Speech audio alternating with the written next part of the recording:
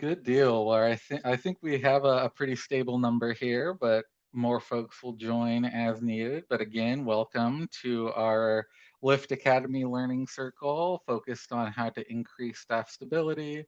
As a reminder, this is part of the Lift Academy's second pillar for programmatic excellence. We're super excited to be able to hit on a topic I know a lot of organizations, if not every organization, is thinking about and considering, is really how to build and cultivate an environment that really empowers their employees to thrive and to build strong leaders, all of which is really critical elements towards building a high performing organization. So, an overview of the meeting today, or things to remember, housekeeping, as we get going. You're muted upon entry and will stay muted throughout. If you have questions, we'll have Rebecca monitoring the chat for us. Feel free to pop questions in the chat throughout, and Rebecca will help us make sure that we get through those questions. And then, just for reference, that this meeting is being recorded and will be posted on the SHG resources page after the meeting, which is listed here. This has all of our virtual assemblies and learning circles we've completed up to this point, both the recordings, slide decks, and any sort of reference materials we use over the course of the meeting. So our agenda is the welcome, which we just completed. And then we're just really going to dive into having a discussion around how to increase staff stability. I was fortunate enough to find three fabulous subject matter experts to really walk us through some critical components of, different ways of increasing staff stability. We'll have Jamie Berger from the Colorado Nonprofit Association talk about compensation, and really thinking through how can we sort of assess making competitive compensations, offer salaries for our staff in the nonprofit world, which can be a particular challenge for any organization, but can be a more acute challenge based off of where you're at geographically in Colorado. To Nicole Armstrong from the Matthews House, a Thor recipient and TA recipient. We'll really talk through leadership development and some of the coaching work they do at their organization as sort of a model of what can work really well, and really talk about the impact that program and framework has had on their organization. And then Jen, who is one N, not two. Apologies, Jen, I didn't correct it on this slide. We'll talk about how to build a strengths-based, people-first sort of culture at your organization and how to cultivate that through times of change. And then we'll finish the meeting with just an open Q&A.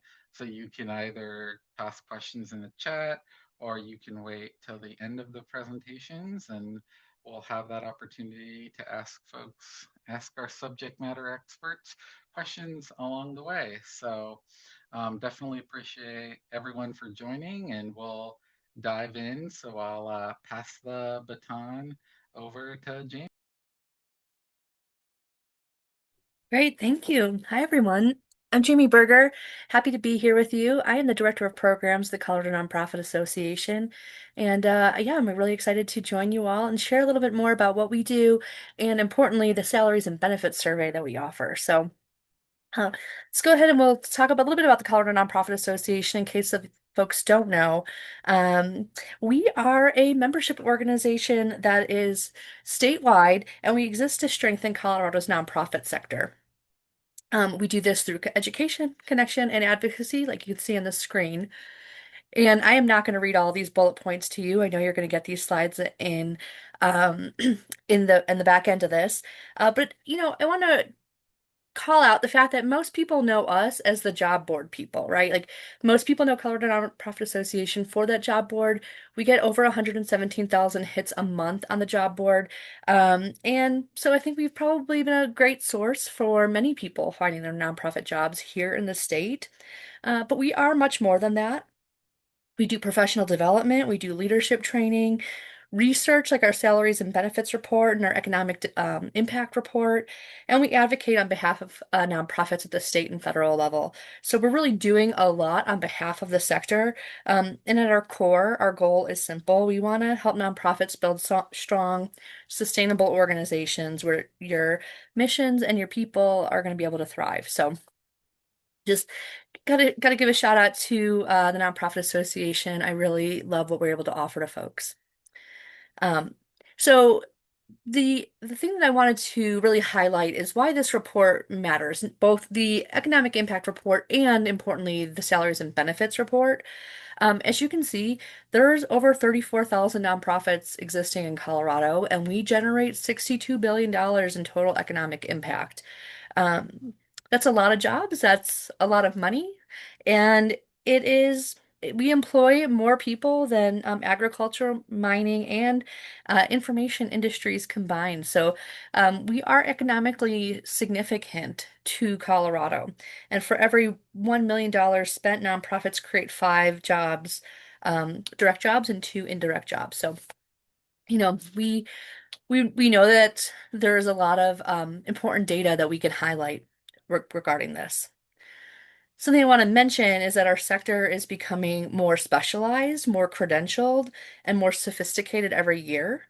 And that means we need to build professional environments that match reality with clear career pathways, competitive compensation, intentional leadership development, um, and and yeah, making it a place where people want to work, not just for the mission, but because it's also fulfilling, meaningful work.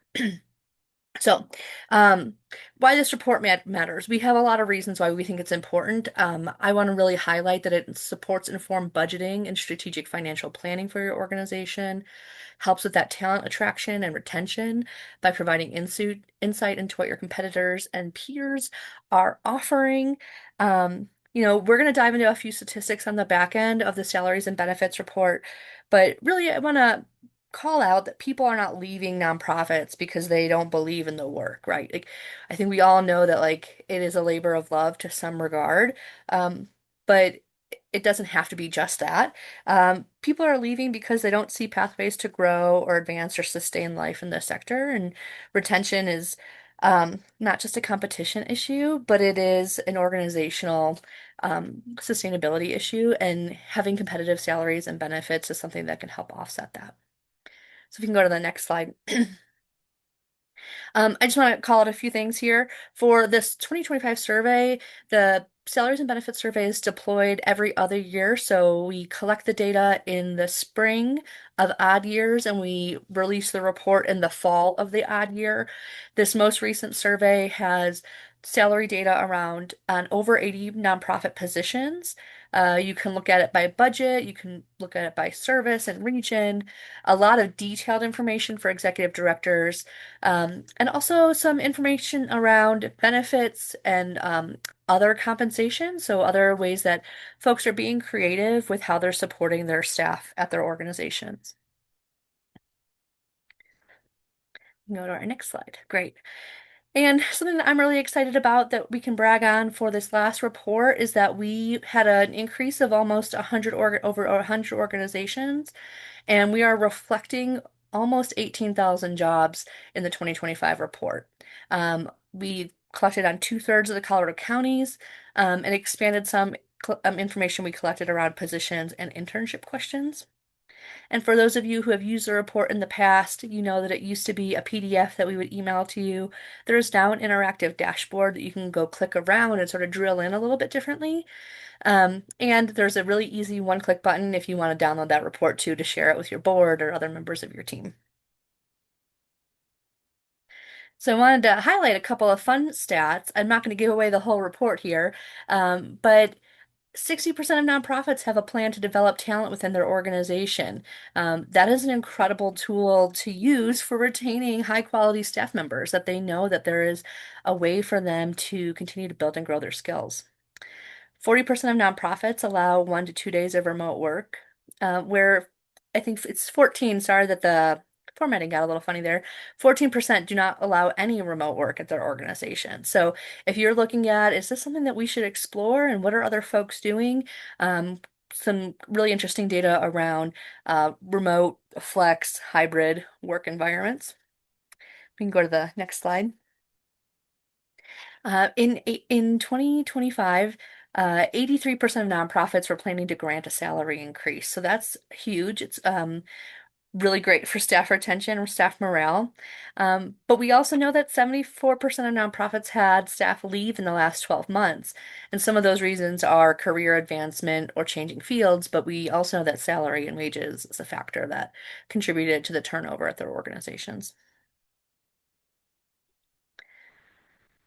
See, 39% of nonprofits have a succession plan. So if you're an organization leader, or a board member, have you been having intentional conversations around what that looks like? Not as a way to push out your executive director or CEO, but as a way to plan for your organization's future, to project stability, to let the staff know that there is a plan in place, that as your organization grows or evolves, that there is, that you've been planning for your contingencies. And 63% of nonprofit executive directors have a graduate degree.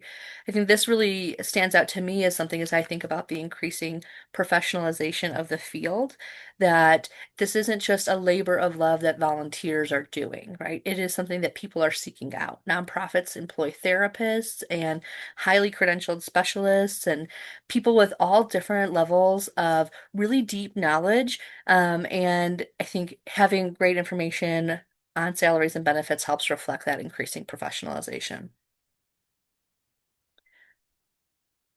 Couple last stats. 88% of nonprofits offer health insurance. Incredible. And 11% of nonprofits in Colorado offer unlimited PTO. So these are a couple of the insights and ways that organizations can really think about how you're setting yourselves up for being competitive, not just in salaries, right? That might be really hard for some organizations to just decide to give everybody a raise.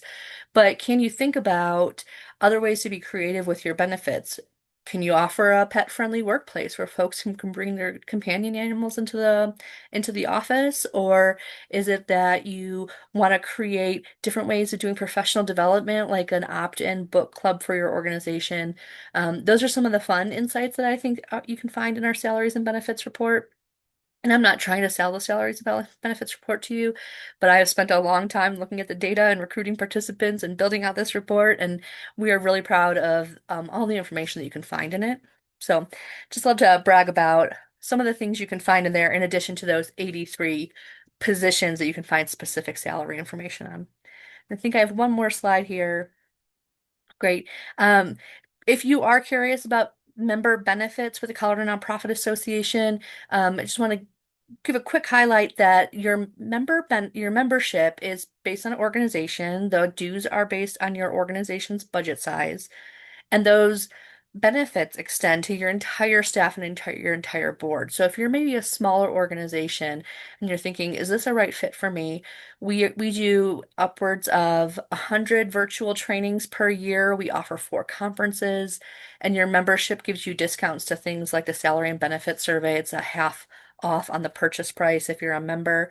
Um, Member benefits to other savings, connections to professional service providers. So it could be a great investment if you have limited dollars and you want to be able to give your board members more training or your staff members more training, or socialization and connection across the state with other nonprofit leaders. So I'm not going to harp on it too much, but please feel free to reach out to me if you are curious about member benefits, or if you think, I think I'm a member and I'm not sure. I'd be happy to connect with you on that. Um, but really, I'm here to talk about salaries and benefits and talk about professional development and staff retention. Those are big areas of passion for me. So, um, just wanted to make sure that you all knew that this opportunity exists to be members with us, and that we have a lot to offer you if you're interested. And I don't know how much time I just took up, but thank you for giving No, me some time to speak to everybody, Colin. no, that was great, Jamie. And I think, as a data person that really thinks a lot about data, and then what I think more importantly is how to use data beyond that, I think this is a really excellent resource that gives a lot of opportunity for organizations at any place in the state to sort of think differently, or think in more depth about how they sort of design their compensation frameworks or think about making their organization more competitive for employment. So we appreciate it. Thank you. Thanks. Awesome. So we'll move on to Nicole Armstrong. So Nicole, I'd love to have you introduce yourself and sort of dive in. Yeah, I would love to take a moment to say thank you for having me. When I was asked to do this, I was a little puzzled. I was like, what does that really mean? And as I deeper went into conversation, realizing some of the tools that we use within our organization have really deeply impacted the well-being of our staff, and that they're not your traditional maybe pathways that we've done. And so to do some grounding, we are a nonprofit in Northern Colorado. We have grown. Are not affiliated. I have a staff of nearly 60 employees, and we just opened a regional youth shelter. It is one of two in the state of Colorado. And we went from in 2020 a budget of around 2 million to now being about 3.4 million in size. And so I became executive director in the week of COVID, actually. We did not know it was going to be COVID. And so I got that gift. And at that time, I've been part of our organization for 18 years. So this will be my 18th year in May, and being part of the organization. So when we talk about nonprofit, I did not think I would stay in nonprofit world. When I graduated college, I thought I'm going to get my feet wet. And now I can't imagine myself being in a different space of this. So we could go to the next slide. So to give a little background, we really, as we expanded as an organization, we found it really important to identify ways to restructure our organization. And I know we have a slide further down, but restructure our organization as we were bringing on the youth shelter. When bringing on a big project, there's a lot of emotion that can go into that for staff. Both, how does this impact me? We also did some restructuring of leadership. And so individuals who had titles that were directors were now being moved down to manager, and they're no longer at that same level. And that's a really personal, that could feel really personal. For some people, title is really important. And so through that, we knew we needed to be intentional to work with our team to help them each feel settled as we made those transitions. And what did that look like at the end of the day, for their benefit? One of those things that I will say was one of the best investments we made about 3.5 years ago was we engaged with an external coach therapist. His name is Josh. And initially, I went to him just as like a tool for myself. And as we had evolution, it became clear that our leadership team could greatly benefit from that structure. I also learned in that space, so we can go another slide. There we go. So what we did with Josh was a grounding for myself. As an executive director or high level management, you're often doing supervision with individuals, and often in those supervisions, you're facing spaces in which you're hearing their personal needs, and then you're also needing to do the technical needs of the community and the organization, and also working on growth. And that can take a pretty extreme toll, and work, you see burnout because there's so much being asked upon this one individual to hold all of that information. So when we partnered with Josh, I really told my leadership team, I don't really care what you do with Josh. I don't care if you use him for therapy. I don't care if you use him for coaching, but you all are going to go to coach. You are all going to meet with Josh on an ongoing basis. Pretty sure my team thought I was a little crazy. And then I said, we're going to do this as a group too. We're going to do group coaching and in team coaching. And I think initially it took a little moment of time for the team to understand what we were doing. But for those people that we were talking about title change, it allowed the autonomy to really talk about those feelings of what does that feel like? But do it in a space where it's not their employer who's talking to them. It's an external person who's helping them create language around how it makes them feel. And then we're able to convene together and talk about that. Um, for me, it's leadership. Josh also happens to have ran a congregate care. He was an executive director before a congregate care facility. And so he understands the nuance of what we're talking about. It's not foreign, it's really grounded in knowledge. We can also then start to work on accountability. I will use my space with Josh sometimes to say, hey, when you meet with this individual, these are little things in my head that might be helpful for you to also help, like bring up in this space, just to help reinforce this action that we are working on or we're talking about. And it's been the most incredible opportunity. I will tell you, there are many opportunities of ways to engage. I know it's not cheap. And what has happened is it became built into my budget. It isn't an option. When we go to write our budget at the end of the year, he is always part of that budget, and it's not a negotiable. We do change over course of time what that may look like. So, for example, we were working last year as an executive team, and then the managers each had their sessions together independently with Josh. But this year we flipped it and said, you know what? We need to do some teamwork for our youth and young adult programming and our children and families programming. And so those folks, it also gives time and space for my executive staff to practice leadership with their team and have coaching ability along the way. We could go to the next slide. Oh, let me talk about conflict resolution. So my team, we have a whole mixture of different sessions. I go twice a month. My executive team all goes once a month, plus then we do executive coaching together. Then our managers all do individual and group coaching also. So it's pretty elaborate layering. But conflict resolution, we also know that sometimes there is conflict among teams or individuals, that it is very challenging as a supervisor to mitigate that conflict. Or I may be supervising someone and they're having conflict with another person. It creates an unfair balance of conflict resolution. And so we will send staff to Josh and have them sit in spaces of conflict resolution. And it is amazing.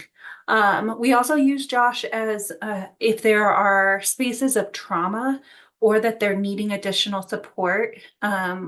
If staff are identifying additional needs, we will pay for their therapeutic services to go through Josh to access those resources.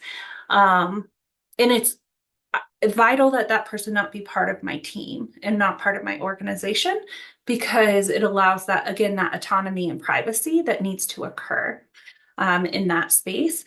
And the conflict resolution is really based in that space that allows for the individuals not to feel like, if I'm sitting in the space, that I'm going to side with my supervisor, the staff who's directly under me, but rather it gives them the privacy to talk through it, come up with a plan, and then let me know what that plan is. I don't need to know the nitty gritty.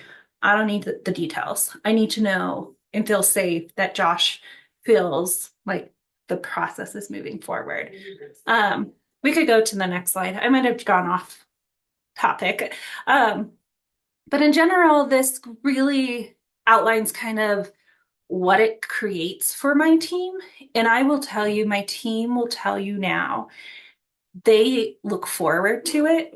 Josh was telling me the other day, he's like, hey, so-and-so texted me and said, this is what I want to talk about today. That's huge. Like, my team sees the benefits, sees the value, and plans for that interaction. They don't just come and plop down and being like, I don't know what we're talking about. Nicole told me I had to come, so here I am. Instead, it's really thoughtful work, and they're using him as a tool. And so it's building trust in the feedback practices that we desire for our staff to use. And I will tell you, for me, it relieves me from having to use my therapeutic background. It allows me to really focus on technical needs of our organization as it grows versus being in the weeds of the emotional needs of all the staff all the time. So, and then our next slide.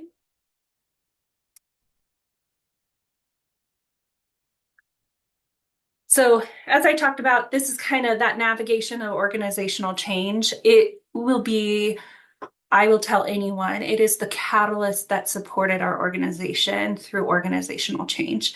It wasn't a one-time meeting. It is the consistency and the showing up and the ability for our staff to access Josh at any given time that they need that additional support. I will say you need to find someone who you trust deeply. I often will say Josh is like the side of me. Like I know and I valued Josh. If I didn't do that, I think I would be more hesitant to send my team to them because I wouldn't know what was being communicated to the staff. But instead, I feel really grounded and know that he has the best intentions for us as an organization, which is a huge win for us. Um, so that's kind of our space. And if you want to go one more slide, um, so as you can see, just increase leadership. So we actually, my executive team or my leadership team in general consists of 7, 8 people, and our average tenure is about 8 years on that team. And so these folks have been with me in the different iterations of my career within the organization. And this really gives more sound foundation as we move into growing as an organization. You can't always pay higher pay, but when they feel supported and they feel like their well-being and their mental health is being taken care of, folks want to show up. And often they'll talk about their significant others and they're like, this is incredible. I think all people should do this. And it's so limited in how people engage in it. I don't know a lot of other organizations that have the ability to send and prioritize that element of leadership development. So that is who we are and what we have done in our leadership, in our professional development. Awesome. We appreciate it, Nicole. When I had read through your slides and we've talked about this, I was left with the takeaway of, do you have job openings? Like, I want to go there. I want to get coached by Josh. I think it's a really awesome program. And Jamie in the chat had mentioned just how awesome it is to see innovative benefits from an organization, and really both helping serve your staff better, but in turn helping serve your clients more effectively too. Mhm. So I think it's incredible, and I appreciate you being able to share with us. Thank you. Awesome. Well, I'm going to stop sharing my screen and pass it to Jen Rekla. Yes, thank you so much, Cullen. And I just sent you a sharing request. Hopefully it popped up. And I'm just beaming off Nicole's story because having worked in learning and organizational development for as long as I have with an emphasis on leadership development, it's just really exciting to see you invest the time in your team. And when you could do it all together and have this holistic approach, the benefits are huge. All of a sudden, you have this common language, you have a common set of tools, you can support each other. It's not just you learning these things and then going back and you're working in an environment where no one else knows it or no one else is role modeling it. So, anyways, just love that story. And Colin, did you get that share request? Oh, I, perfect. It looks like it yeah, went through. yay. There we go. Well, hi everyone. My name is Jen Rekla, and I have been in the leadership space for the last 15 years. I've worked in healthcare, I've worked in nonprofit, I've worked in public sector spaces, and for most of that time, I worked in the learning and organizational development space. I currently have my own practice focused on leadership and team development. So, very similar to Josh, I do a lot of the same things, minus the therapy piece. All the rest of it is what I do with groups, with leaders, and with their teams. So that's the more formal side of me. This is the more informal side of me. I absolutely love the outdoors. My family and I, we are hiking, we're paddleboarding, we're snowboarding all the time. I have a thing about giraffes. They're all over my house. I try not to take myself too seriously. My top two values are fun and adventure. I try to bring that to everything I do. And I very much believe in a strengths-based approach to work and life. That's a picture of me with my strengths mug. It's actually sitting right over here right now. I look at it every day.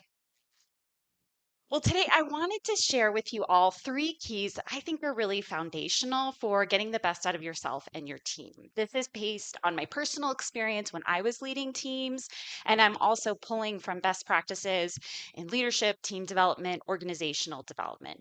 The first one I'm going to talk about is really embracing a people first mentality. This prioritizes empathy, trust, and authentic connections. Also, one of the reasons why I like to introduce the formal and informal side of me because it really fosters a sense of connection and community.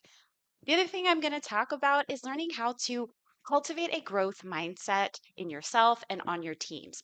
This really helps foster an environment of continuous learning, innovation, and resilience. And then the third key that I'm going to talk about is adopting a strengths based approach, really emphasizing the importance of leveraging individual and team strengths to drive performance and drive success. So I'm going to go through each one of these briefly and just share some strategies that you can use for each. Diving into people first mentality. What I mean by this is it means seeing the humanity in others rather than treating them as objects or barriers, especially when we're in stressful situations. Sometimes when we're interacting with other people, we see them as in the way and we're not recognizing that they're humans first. And so when you step into this people first space, you're really prioritizing others' wants and needs as equally important as your own. You see, you value others, you believe that people are doing the best they can. And it's really about seeking to understand first and helping to lift others. So, a couple of strategies, three strategies actually, that you can do to really step into this space. The first one is curiosity. Listening, asking questions like, what are their needs? What are their goals? What are their challenges and barriers? Really understanding that. What must it be to be like them? What would it be if I shifted my perspective and really put myself in their shoes? Real self care. I say real self care. There's actually a book with the same title that I highly recommend. It's by Pooja Lakshmi. And one of the things that she talks about, I think that is so important for self care, is really establishing healthy boundaries and sticking to them. So this goes beyond a bubble bath or 15-minute break. This is really establishing space for yourself to recharge your battery. Because if you're not doing that, it is really hard to see the humanity in others first. And then the last one is establishing team rituals or team traditions. This really fosters connection and community. And I'll give you a couple of examples of some team rituals that I did with my last learning and development team. One of the things that we would do Monday mornings, we were a mainly virtual team. So Monday mornings, we'd get into the Teams channel and just share how our weekend was. How was your weekend? Here's what I did. Here's my big goal for the week. Here's help that I need. It was like our version of the virtual when you come in the morning and you say hello to the office. Well, because we didn't have that physical connection, we would do it virtually. We also, every Friday, we do celebration Fridays where everybody would share at least one win for the week. So we ended on a positive note. We had a monthly virtual lunch where we could not talk about work for an hour. We talked about movies and we shared books, and it was just a way for us to take time to connect. And this is a really silly one, but when we did presentations, whether it was in person or virtual, we all decided to wear the same color. We would always wear blue. I don't know why, but that's just something that we kind of helped build our culture. And it's those kinds of traditions that also, when things feel uncertain and when you're going through a lot of turmoil, can help people feel stable because that's something that they know can ground them. Having a people first mentality, it really helps build that foundation of trust. When people believe that you care about them, they're naturally more motivated to work harder for you. Now, looking at this next key, cultivating a growth mindset. If you're not familiar with what a growth mindset is, it was coined by Carol Dweck. She has a book called Mindset that's great. It's got great research in it. And it's really this belief that our abilities and our intelligence, they can be developed through dedication and effort. Everyone can change. We can grow through application and experience. We're in control of our skills. They can be developed and improved. In contrast, a fixed mindset says, well, our abilities are static. We either have a certain level of intelligence, that's it. We can't really improve much. We're either born with it or not. And a caveat I always say with a growth mindset, it's not this belief that I can do anything. I will never be a professional basketball player. No matter how hard I try, it's just not in the cards for me.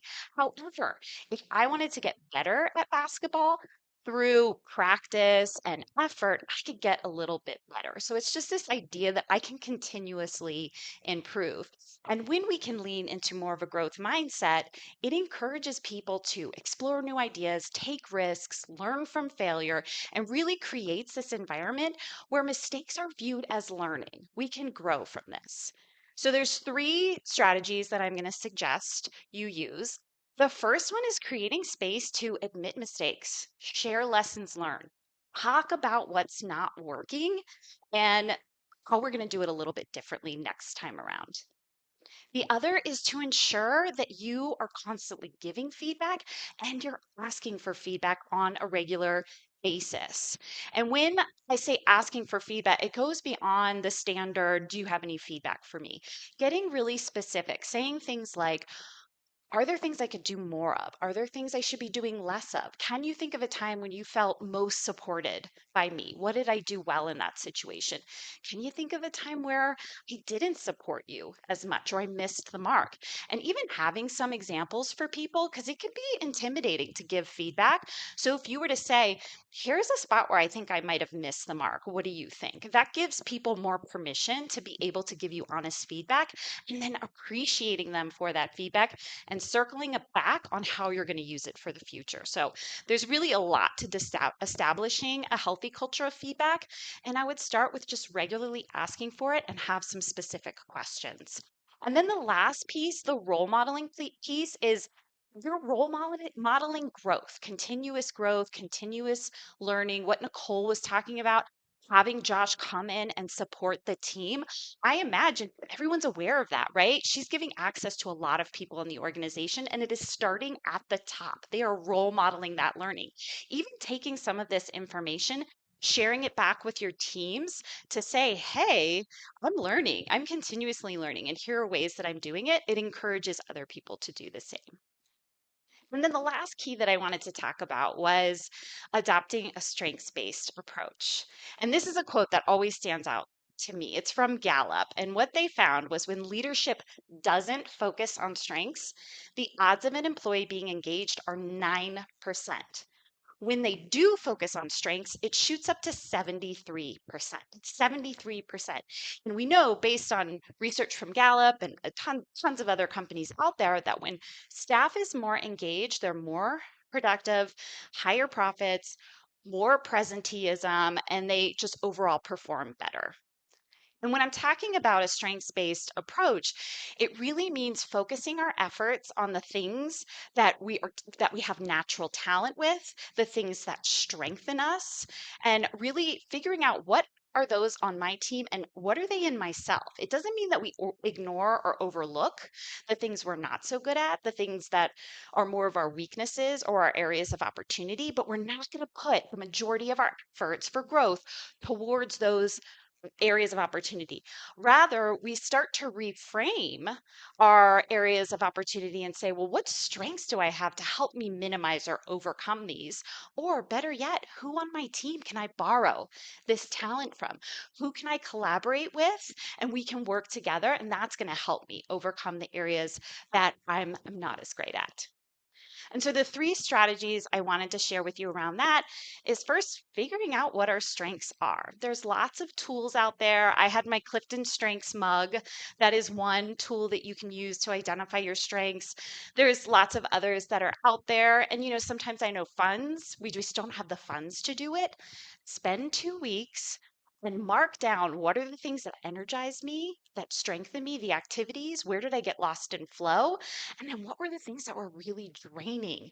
They weakened me. I didn't enjoy them as much. And then at the end of the 2 weeks, look for those themes. Okay, well, when I look here at the things that drained me, it was when I had to work in spreadsheets, when I had to read through very detailed documents. So maybe orientation and analysis isn't really my strength. And what did strengthen me were all those one-to-one conversations I had with everyone on my team, where I got to coach them, where we were learning together. And that's more of a strength for me. Another suggestion I have is around having regular professional development conversations. When I first started leading my last team, we tried to incorporate professional development and career conversations within our one-to-ones, and there just was never enough time. We didn't have a lot of depth in the conversation. So we all decided that instead, we're going to have separate, once a quarter, professional development, career development conversations where we talk about goals. We talk about what have you learned the last quarter? How are you applying what you learned the last quarter? Where can I better support you as you continue to grow? What are your short term goals? What are your long term goals? How are you moving towards those? So that's something I highly recommend. If quarterly is just too much, maybe at least twice a year that you're having those separate conversations with the people on your team. And then the last one is setting aside learning time. We all get so bogged down to the day to day. And it's just no time to learn. There's no time to learn. So could you as a team block off time? Once a week, 8 to 10 on Fridays. That is our learning time, whether we do it individually or collectively. Or every other team meeting, we're going to spend 30 minutes on some kind of new skill. And we each take turns teaching each other those new skills. So dedicating some learning time for people so that it stays in the forefront of your mind and that it becomes something that's integrated into your work, not an adding, not a nice to have, but it's an essential strategic advantage if we are constantly creating professional development learning time within the flow of our work. And that is what I wanted to share with you. Those three keys, really leaning into that people first mentality, seeing the humanity in people, cultivating that growth mindset. We can all continue to get a little bit better each day, and then leading from that strengths based approach. Yeah. And thank you. Incredible. Thank you so much, Jen. I had joked with Jen in our meetings leading up to this that I was, super excited to be leading this learning circle because I'm like, I get to learn so much and steal so much of this advice and apply it in my own way. So I think it's been a mutually beneficial endeavor. So um, definitely greatly appreciate it. So I think we've reached kind of the Q&A portion of the meeting. Rebecca, what do we have from the chat in terms of questions? We have a few great questions. And I also want to invite folks, I'll read from the chat, but we want to invite discussion. So if you want to elaborate on your question or have any follow-up, please come off mute and do. And so our first is from Dee Dee to Nicole. How did you find Josh? What questions should we ask if we are looking for a therapist or coach? That's a great question. So I actually knew Josh. Josh had actually worked as a therapist for our organization at one point, like a add-on therapist for some of our participants. And so I knew him. And so when I was going through the process of organizational change and sought him out independently, primarily because he was already familiar with our organization, and I felt like I felt trusted. I felt like he knew us, he knew me. And then the evolution of coaching really emerged from that conversation. So it was more organic in how I found Josh or engaged Josh. What I would say is finding comfort in the person that you're going to engage with. And I would encourage, if you're going to do it, is to do some one-on-one sessions from your executive or whoever is really leading that charge to get a vibe whether or not you feel like that person would meet that need. And I mean, Josh is a therapist and a coach. And those are two different spaces. Like, if you were to write the definition of therapist and coach, they're different. And so a coach does not actually, you do have certification, but Some folks may not have the direct certification, and Jen might be able to help me with this language, but and a therapist definitely has a, license with the state of Colorado. I find the mix of his ability really helpful so that when my staff are able to go when they're having a personal need, I really tell my team, you can go and utilize him. However, if you're having a really hard time in your home life and things are not going well, and it's helpful to use him as like a space of therapeutic resourcing, please do that, because I want the best version of you to come to work and the best version to be present. So I would suggest kind of working within that space of who do you think would be helpful. I know that rural communities, it's hard to find someone in person. I do think that in person is really helpful. We never have our sessions on any of our locations. We go to his office, which creates a neutralized space. And so I would encourage, if there's any capacity to ensure that you travel somewhere and that you're literally removing yourself from the environment of work, that's important. And really, it's the relationship and whether or not you think they can help move the needle forward for you. I'm not sure that I'm helping as much, but Jen, you might have other suggestions. Yeah, I was going to call on Yeah, Jen of how can people find people like you and what yeah, sort of things should they be considering? absolutely. What Nicole's sharing about Josh, that's such a unique combination, and I think pretty amazing to see a therapist and coach together. I don't see that a lot in the industry. And I always recommend that people interview at least two or three people Mm. because you want to, there's a likability factor. You want to be able to get on the phone or call or meet that person in person and have some kind of connection and feel like you can be safe with them. I think referrals are great. When I first was looking for a leadership coach many years ago, it was through a coworker. She had recommended someone. I interviewed a few different people, and it ended up being the one that referred her. So reaching out to your own network to say, hey, are you working with anyone right now? Could you suggest anyone? I think that's a great place to start. Um, Coming to things like this, you can hear from people that are coaches or facilitators and kind of get a sense of their style. Again, that's why all coaches should always offer some kind of discovery call or exploration call, just so that you can ask questions, get a sense of their style and what outcomes they're focused on as well. Great, thanks, Jen. Um, Next question, Rebecca. All right, from Courtney. And Courtney, feel free to come off mute if you want to add some context here. But what suggestions do you have for teams that are mostly single staffed, so there's not as much overlap or interaction?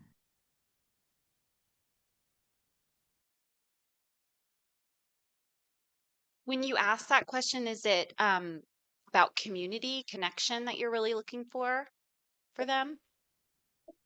Community and connection, as well as I just feel like it's when conflict arises, it's harder to address just because they don't have the same kind of understanding of each other and how they work.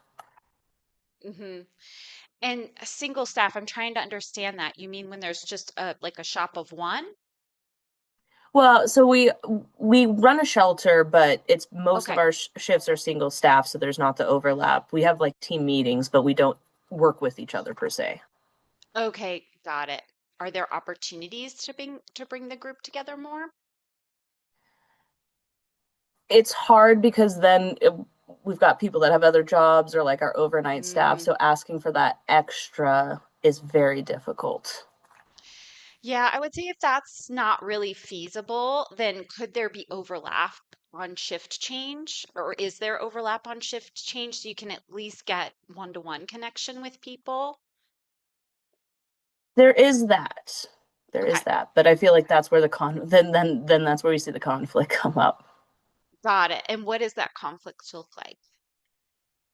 Some of it is just like disagreeing with the way that they are running their shift. They just disagree with the way to handle the ladies or certain policies and that sort of stuff.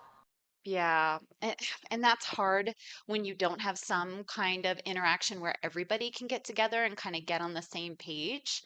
Do you all ever have any kind of team meetings where you go over We have policies and rules together, things like that? Yeah, we have a weekly team meeting that we do virtually. Okay. Not all staff is always there though. Yeah. Um, and I don't know if you can do any kind of connection time in those team meetings. For example, there was one of the rituals I didn't share that I did with my team. We met every other week. We would start off with just a quick temperature check. How are you doing? How are you feeling? What's your big goal for the week? And how can we support you? So I don't know if that's something that you can do even in the chat or have some kind of connection point in the beginning where people really start to get to know each other and see the humanity. That is what makes conflict a little bit easier to deal with. When you don't have that interaction, it's really easy for us to just look at each other like objects. Do you know what I'm saying? Does that make Yes, sense? yeah, that is very Okay. helpful. Okay. So even if it's just something quick, it probably might take a little bit of time to see the benefits of it because it takes time for people to get to know each other. But I always think that's the best place to start. Thank you. Yeah. Awesome. Love it. Um, Kyle had a question, and as Rebecca had done, feel free to come off mute to add context. But he had asked the panel, what about ways to increase the ability to have full-time employees? Or how about nonprofits that rely on volunteers? How could some of these lessons be operationalized? So I would open that to any of the panelists, Jamie, Nicole, Jen, to take a stab at answering that. Yeah, thinking about the volunteer piece, especially, um, I think a great way to start, if you haven't already, is to ask your volunteers what they would like to see, right? They are committing their time and their energy to your organization, and they might be doing really important work, they might be doing tedious work, but you can always tap into them to say, like, what else would make your experience with us better? So, I know that. There is a very large contingent of volunteers at the Denver Zoo, for instance, and the volunteer group made it upon themselves to start their own book club so they had a way to connect with each other when they weren't doing whatever task they were doing at the zoo. And that further reinforces their engagement with your organization, with their commitment to your mission. So I think that one, that's the great place to start is just ask them, like, what can make it better? Is it having a once a month, everybody's going to get together and do a snack break, or maybe there's a holiday coming up? Like, I know we just passed Valentine's Day. Could you do a volunteer? We're making Valentines from one another as a way to just reinforce their connection and sense of place with your organization. I think that's what you're asking about for increasing engagement, but if I was off on that, you wanted to increase how many volunteers you get. Sorry if I didn't answer that question correctly.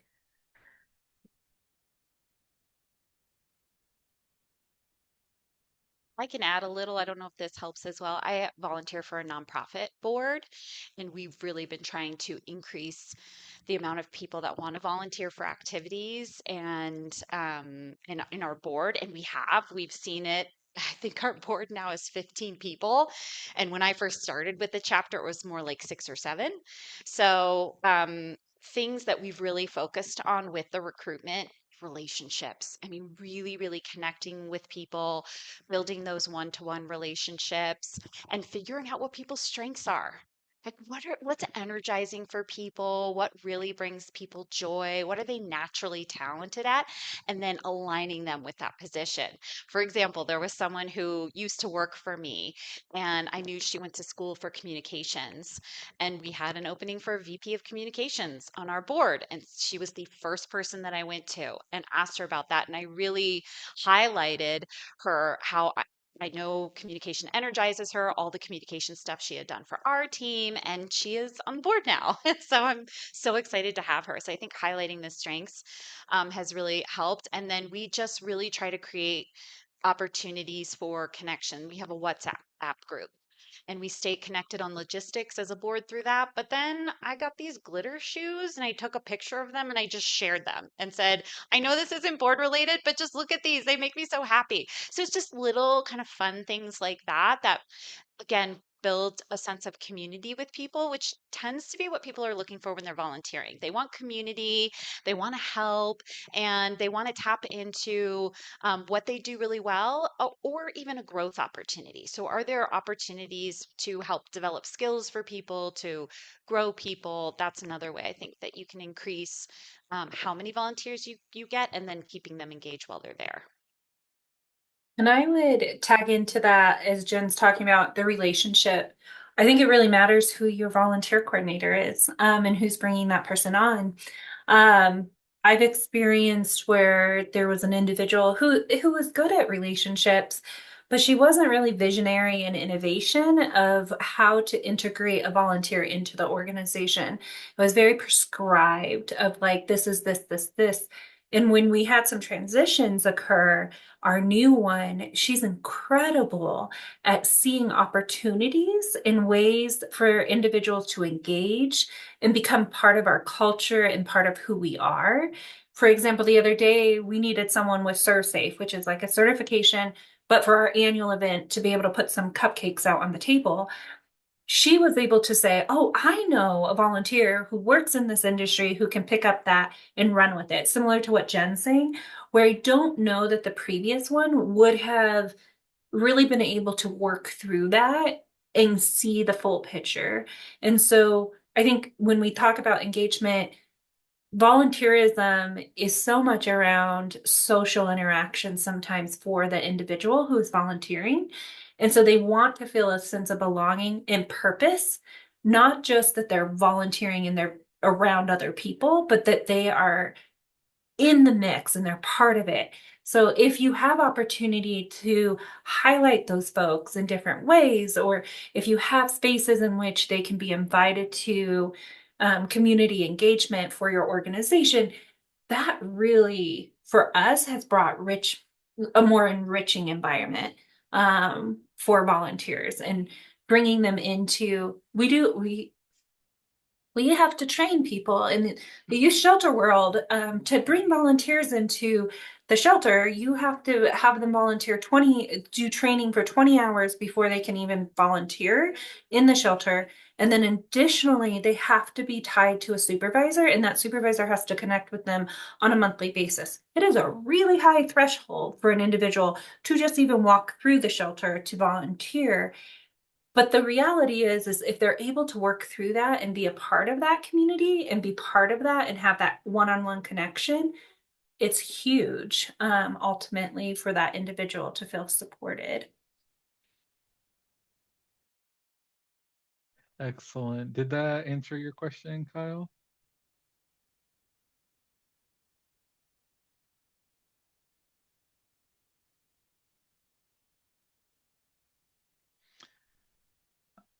Awesome. Well, if there are any additional questions, Kyle, definitely feel free to pop them in the chat or come off mute. We got another question from Dee Dee that Nicole is answering in the chat. You're a whiz, Nicole. Um, Never not amazed. Awesome. Does anyone else have any additional questions or things they'd love to learn from our subject matter experts here?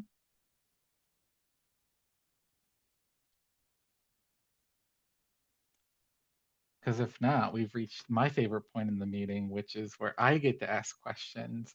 So one thing that I've noticed with organizations we've worked with is, just and also through my professional experience, is that transitions can play a pretty big role, obviously, in terms of the culture and experience of an organization.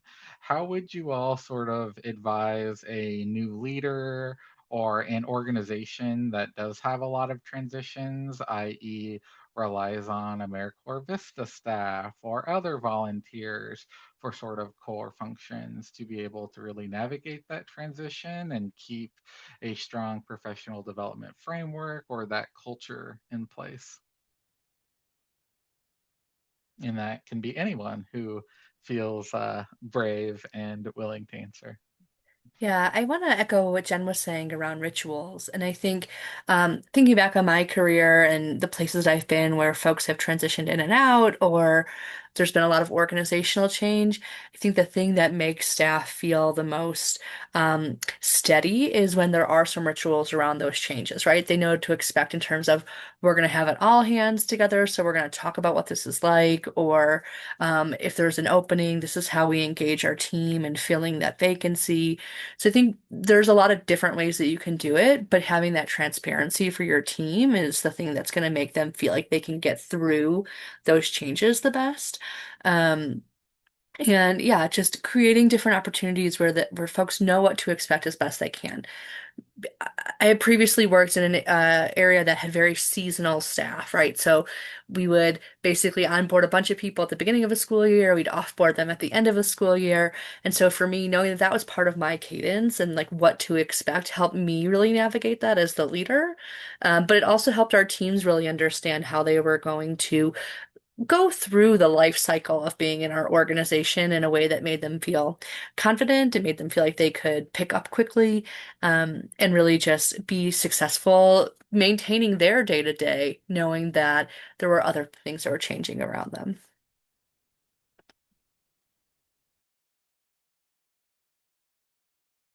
Awesome. Thanks, Jamie.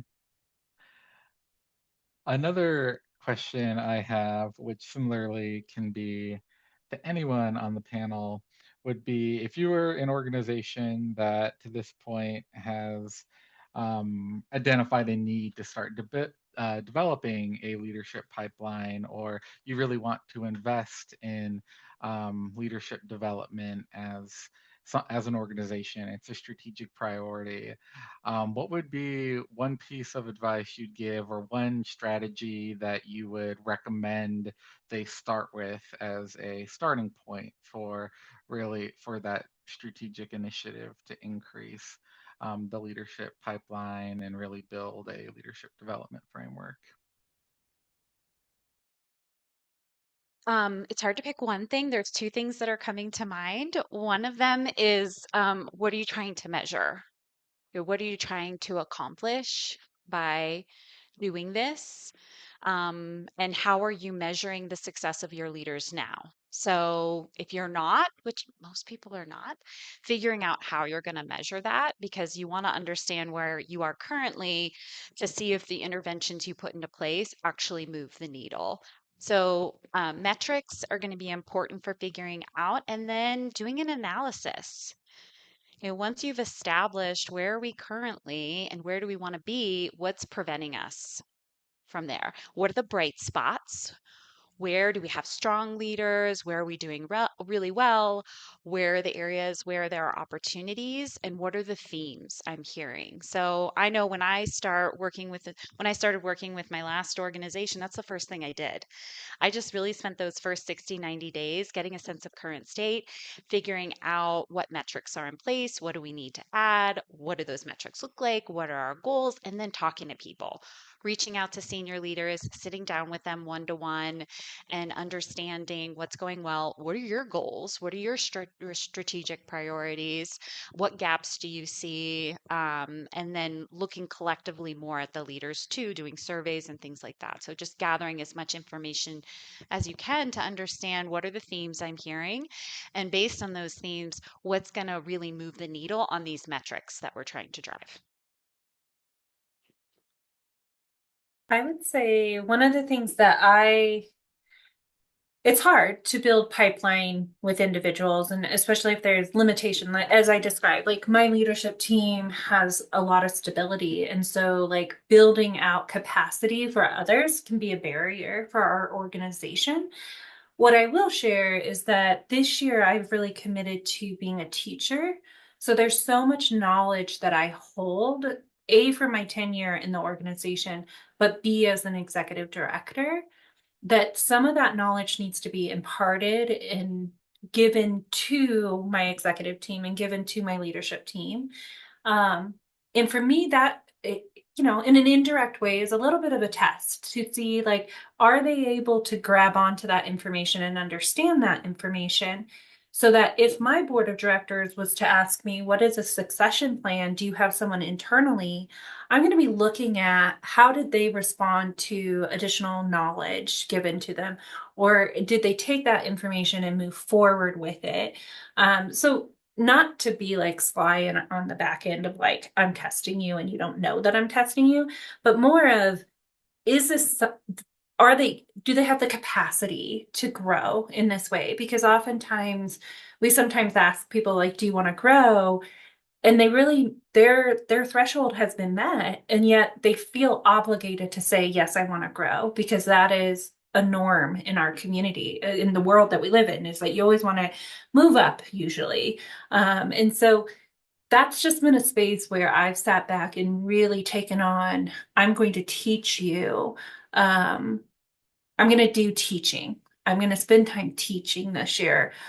It takes more time, but I also know for the well-being of our organization and for our staff, that's leadership development that is indirectly supporting their growth. Awesome. Thank you both. Before I ask for other questions, I do also love data, and in terms of continuous improvement, at the near the end of every evaluation, we do an event evaluation to really capture, how did we do? Was this valuable? Things of that nature. So we're going to launch a Zoom poll that will show up on your screen. We try and make it as quick as possible so we can really better understand the effectiveness of this event, and also if there are things we can do better moving forward as the Lift Academy. So I'm going to launch the poll and give everyone time to complete it. I will also put a link to our Survey Monkey that has the exact same questions in the chat as well. So if you're not able to complete the poll, there will also be another option for data collection.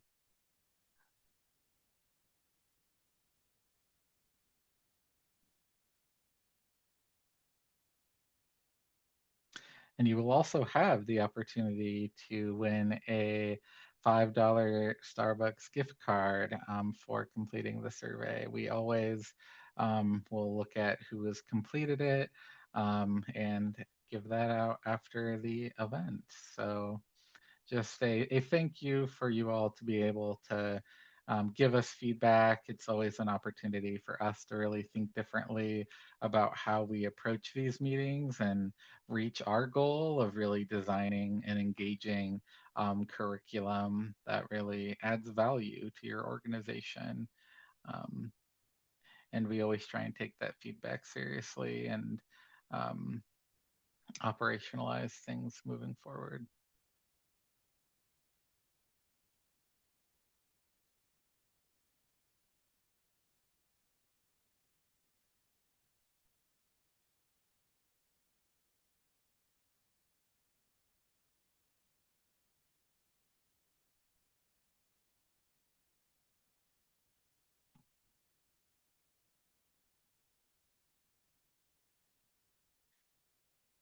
Awesome. So we'll leave that poll open and we'll give folks more time to complete it. But as we move towards closure, I'm curious if there are any other sort of questions, either from the SHG team or any of the participants of the meeting, the audience, that you'd love to ask our panelists here. Colin, I don't have any questions per se, but I just want to thank the panelists for not just the information that you brought, but the energy as well. So thank you for your time today. Really, really loved this session. And clearly there were a lot of questions, which means that everything that you shared was really meaningful. So thank you.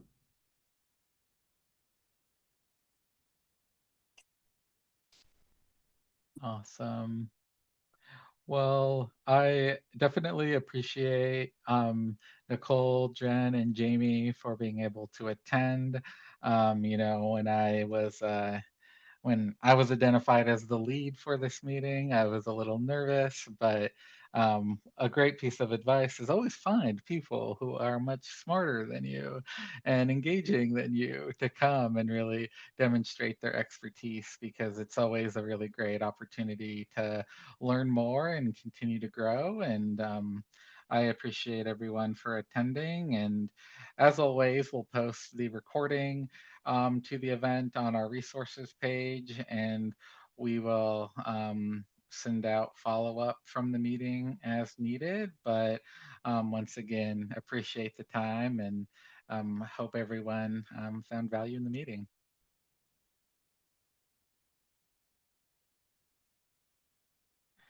Have a great rest of your day.